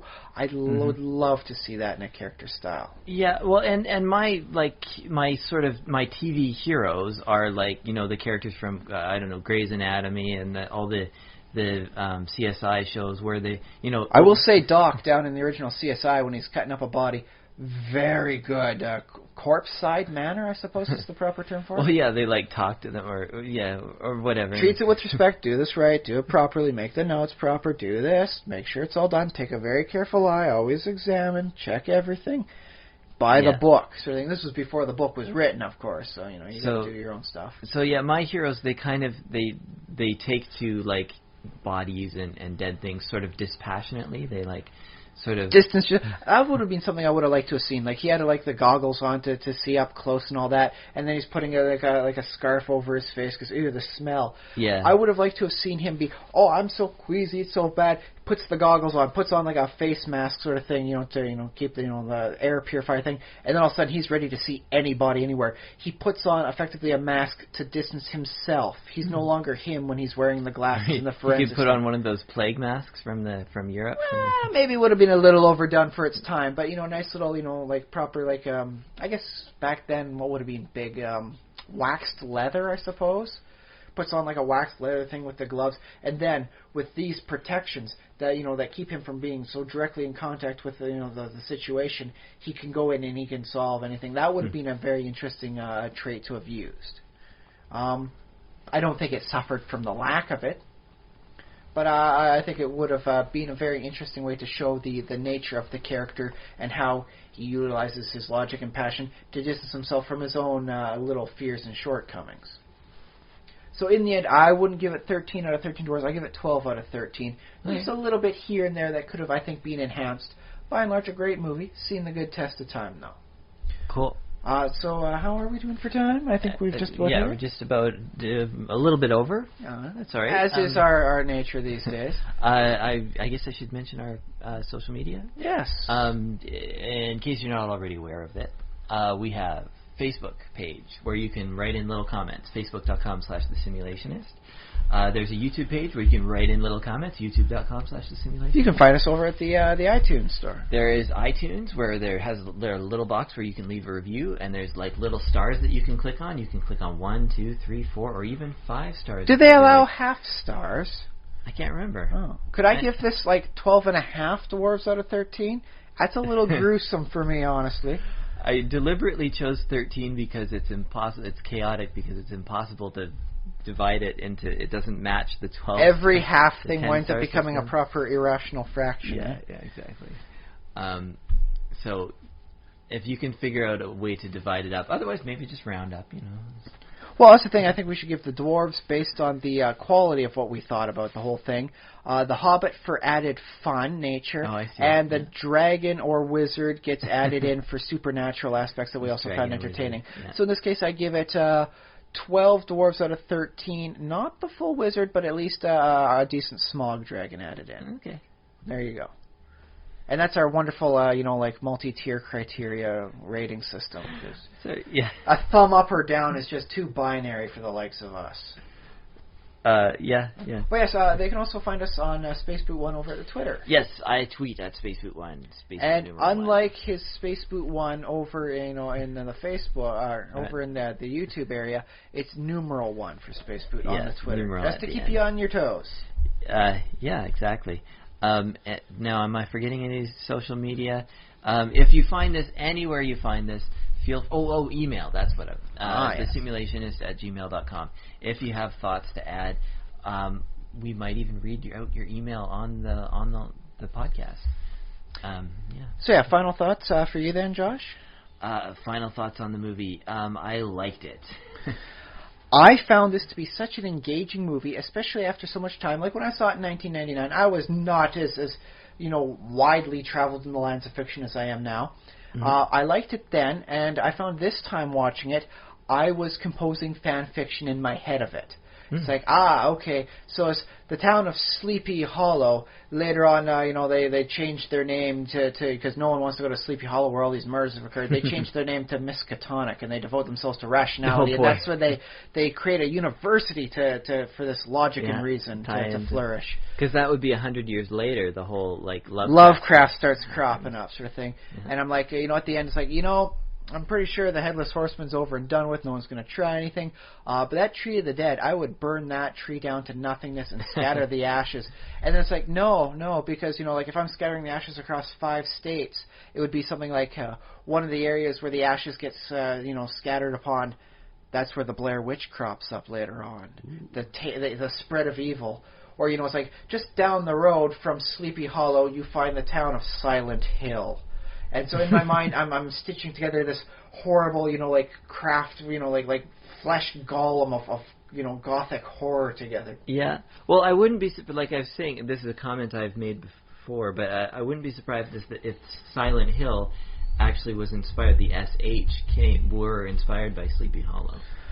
Or, you could even say that Sleepy Hollow changed its name later on, and kept the initials to become Silent Hill. They the hollow inverted itself somehow because it's a hollow. Well, that's the thing, the hollow is down, but what's next to the hollow? The hill. That's how you identify the difference between them. And the town just decided, well, we don't want to be associated with the hollow anymore. We're going to be associated with the We're going to rise above it to the hill. But it's going to be a silent hill, so we're not that. It's not a big place. It's not a noisy place. It's still a quiet community. You go from sleepy to silent.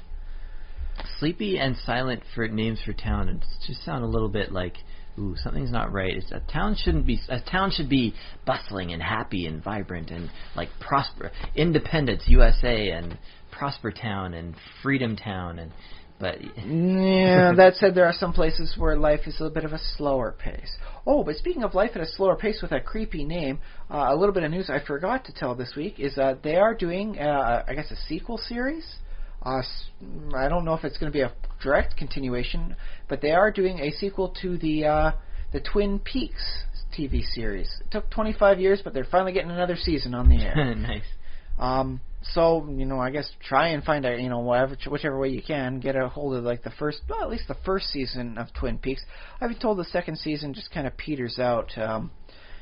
it was never supposed to continue on. It was supposed to be like a one-season sort of thing. Mm. Or, the murder was never supposed to be solved. It was supposed to be a character study of what life is like in a small town with plenty of secrets. Mm-hmm. And so when the murder got solved, it's like, now what do we do? People are going to demand an ending, so we gave them like who done it.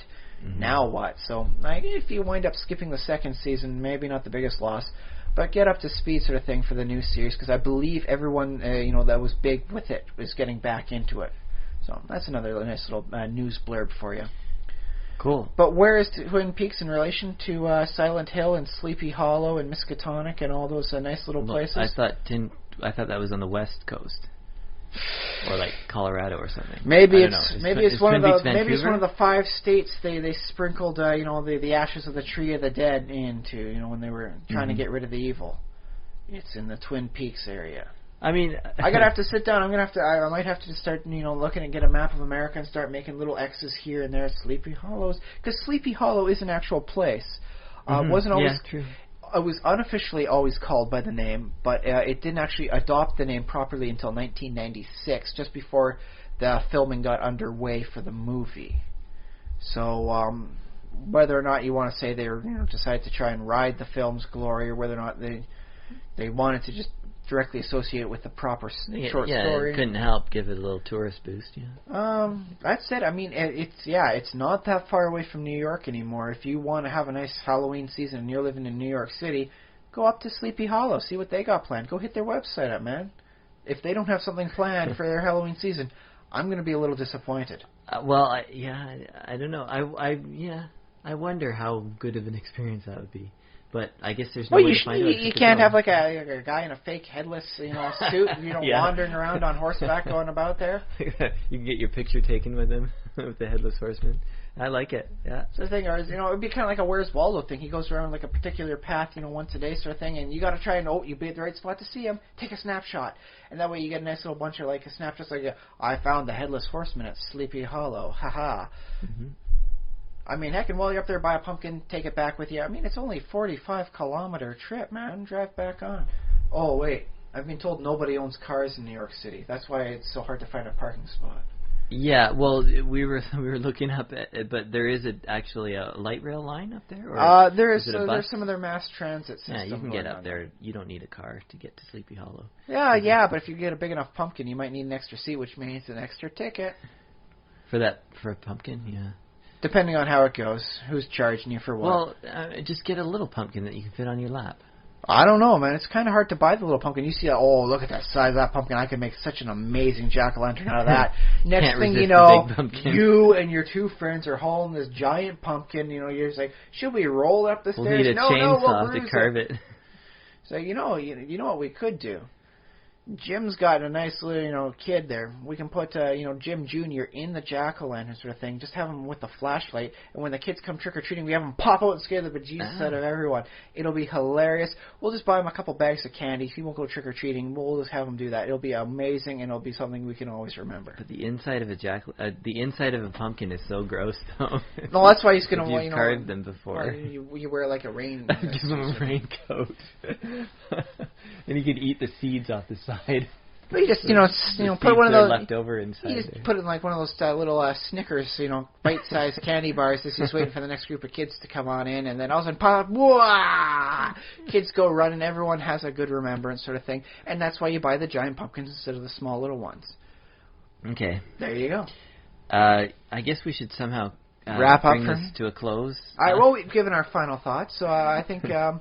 I think it's something you should see. If you get the opportunity to see it, if you find it for 20 cents at a used, it's a good Halloween movie, too, because we planned this episode. Well, Brian sort of had the thought. It's the start of October, and Sleepy Hollow's a decent movie, and it's 20 cents. I can afford this movie. I'll pick this up with the other 4. But I guess, in theory, our podcast is kind of Halloween-y almost all the time because we always talk about spooky ideas and stuff. But that's the way a lot of fiction goes, especially if you want to get into the more unique stuff. A lot of the like John Grisham stuff, it's fiction, but it's like it could very well happen, and that's the appeal to it.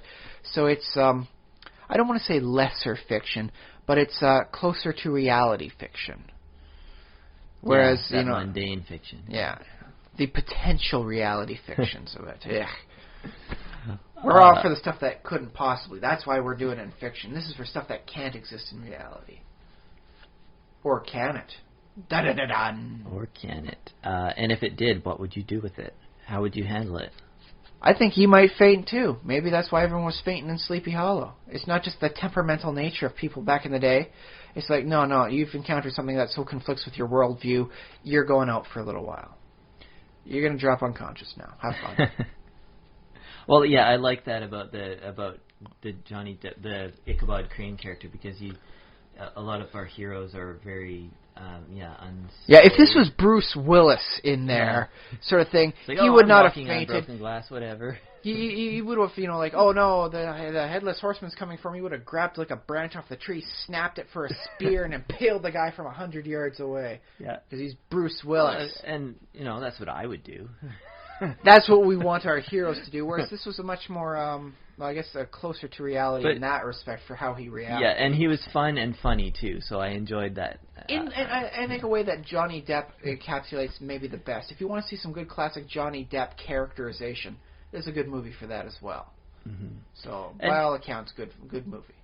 Can I go on one last? Okay. Yeah. I mean, we might have more tangents after this, but that is an interesting because Sleepy Hollow, the cartoon, it wasn't really a funny cartoon, and as a kid I remember thinking it was something you watch around Halloween to get you in the mood, It's not a big, long, full-length movie, because, you're just a kid. You don't got that attention span. Yeah, exactly. Here's the Legend of Sleepy Hollow. It was never really my favorite cartoon, because as a kid, I liked the funny ones. I liked the laugh out loud.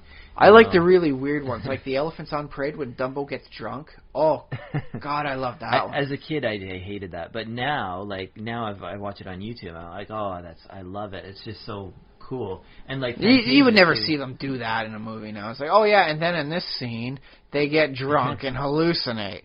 Yeah, and they did a whole movie of that sort of thing which was Fantasia. And as a kid, I hated Fantasia. I was like, except for the broom scene or the sorceress. Wait, you didn't like the Chernobog scene, the night on Bald Mountain? As I love it now. That scene was rocking, man. And, I didn't even know what the horns were to throw up back when I was young enough to see it. But I was like, I'm throwing up the horns for that, man. Chernobog's rocking the mountainside. But that said, there are funny aspects like Fantasia and these Disney ones and Ichabod, or this Disney version of Sleepy Hollow. There are funny versions that little. It's a more subtle funny little though. Bits that make me laugh out loud. And this movie had some of those. We laughed. And yeah. Sometimes I laughed at that's campy or that's. The Headless Horseman is played by Christopher Walken with filed down crazy man teeth. I mean, that's worth a laugh. And but there also were moments where it was legitimately this is a joke, Well, that's because I've always said you want good horror, you use a little humor. You go back and forth, and sometimes the only difference between the two is how straight you play the darn scene. Yeah, and I think Johnny Depp is really good for that because he's. At the same time, he's you believe that the character is serious about whatever he's, I'm seriously reacting like having a fainting spell, but it's also pretty funny. So, yeah. Yeah. Okay, so yes. That was my tangent. I liked it. I think that's a good tangent to get all the tangents cleared up. No, well, we've never cleared off all the tangents. We can always keep growing more. It's like a horrible vine. Yeah, one of these days we'll have the final podcast. We'll be like, well, I guess we covered everything. Yeah. All we have to do now is number our tangents, and then we can just reference them by number and say, we could do the equivalent of 100 podcasts in one just by using the reference sheet now. My God, the efficiency. And that's another tangent we've just gone off on. We're not done all of them yet. We should really end the podcast. I guess okay. I've been Josh Trelevin. I've been Ryan Kirkby, version 1.10. And back again next week.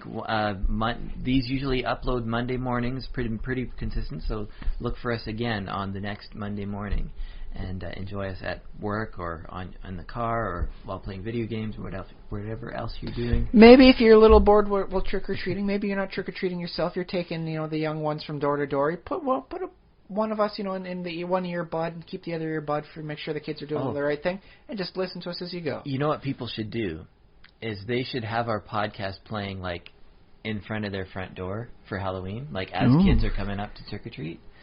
I don't know. I mean, you could if you could go hear Christopher Walken do the Edgar Allan Poe's The Raven. Okay, that's a pretty high thing. To play that one maybe. But yeah, for a actually, little while. there's our final tangent to go off on. Okay, If you do another want one. to hear the original Legend of Sleepy Hollow, go to the Wikipedia website on it.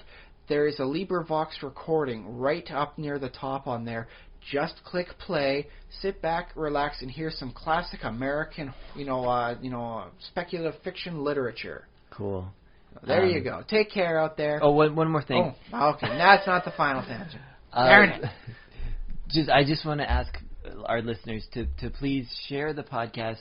I'm trying to figure out different ways to get us, a few more listeners, and trying to just brainstorming, thinking of different ways. But probably the best way is just for the people who already enjoy us and listen to just tell one other person. Whether it's your although friend if you could tell two other people and they can tell two other people, oh boy, we can get the entire Earth covered in the span of a couple months. Well, I figure if we ask every week, like we remind you, okay, have you told someone that you? If you thought this was about somebody, about a matter that you think someone would like, let them know, man. Send it. Say, hey, you like Johnny Depp stuff? Do you remember this movie? These guys spend a lot of time talking about it. This week we talk about Sleepy Hollow. You never know what's gonna. I guess that's a little bit of a downside to the podcast, is we could go on almost any topic, but I think that's the fun, adventurous part of the podcast. So I think, and you never. We don't know bore you with who's just gonna, the one subject. We try and vary it up, spread it out a little bit. Yeah, you never know who's gonna like our podcast. I think it's for everybody. Like I think your grandma, your mom, your dog, everybody should be listening. Oh yeah, someone wants to go out gardening. Your grandma wants to listen to something while she's doing some gardening work. I mean, yeah. I think but she could do worse. I understand if maybe there are some people who might not, but you gotta try. You gotta just tell everybody about the Simulationist. Otherwise, yeah, just put a couple of us, load them up back to back to back before you go off, and let the dog listen to us all day long. Actually, yeah, you don't have to listen to the podcast. We only care about the download numbers, really. I like to think, what we actually talk about matters so much. No, that's the joke. Yeah. Okay. But, if the dog winds up liking about us, let the other dog owners know. Okay, so thank you for being indulgent listeners, dear listeners. With thank our you. infinite tangents. Going a little bit extra long, telling you all the things that you have to do. You don't really. We heavily recommend. Yes, we heavily. Okay, so that's really the end, is it? Yes. Really? Yes. Okay. Take care out there. Bye for now.